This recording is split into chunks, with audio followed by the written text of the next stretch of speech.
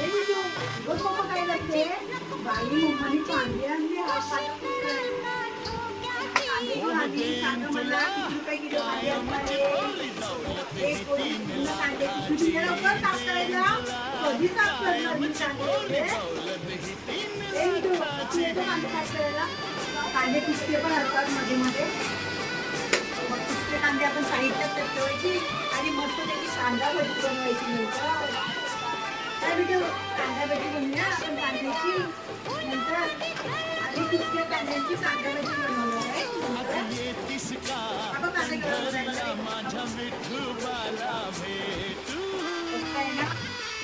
किती रुपये किलो आणले? 13 रुपये किलो कांदे आणले. कोणी बघ कोणी